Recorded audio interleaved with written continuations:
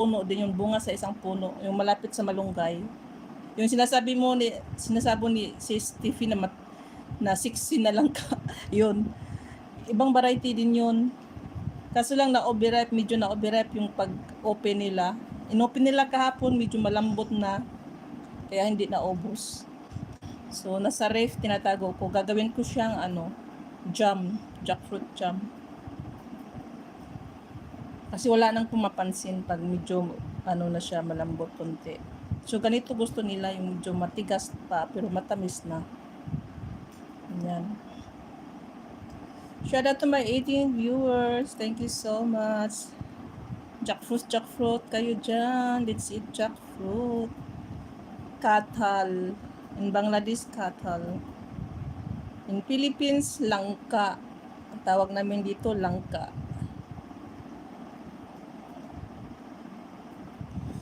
So, I'm already full. I already eat 3 pieces. But as you can see how big this one. So, 1 piece is enough to eat. So big. Malaman. Siksik sa laman.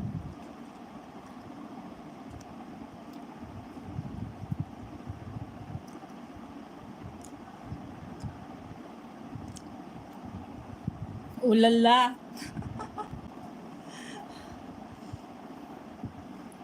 Hanggang tingin lang kayo dyan. Pero may langka naman dyan, moklo rice. May langka naman dyan, mabibili. Sa Hong Kong marami kaya. Parang Pinas din yan.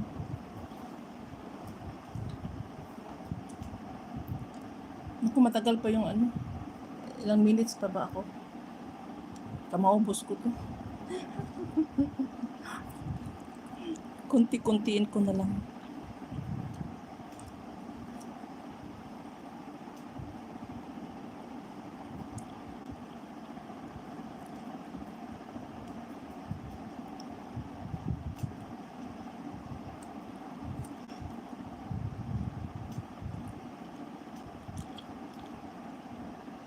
Yan, busog na ako. Pwede na ako hindi mag-lunch. Nakakabusog na yung langka.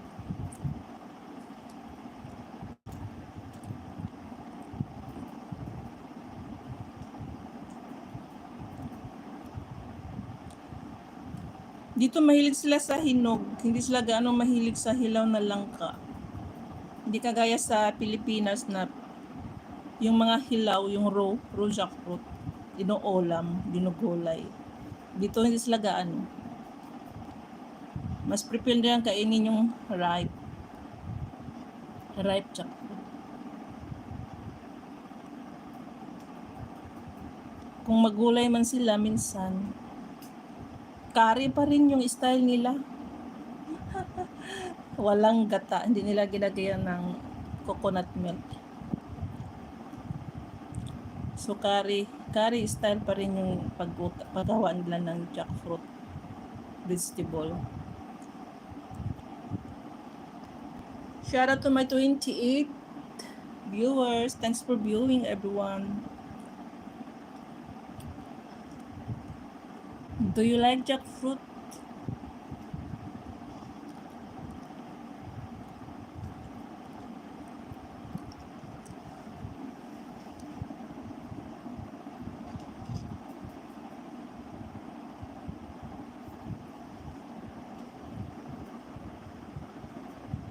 So big.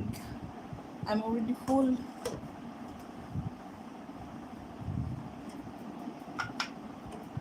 I'm already full.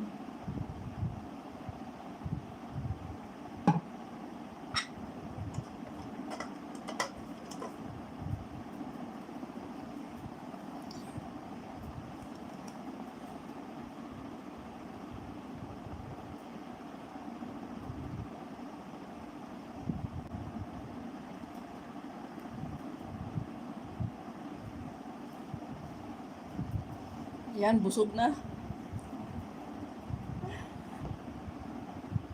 So yan, itira ko na lang ito sa asawa ko.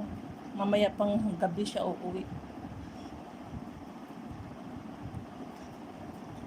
busog na daw.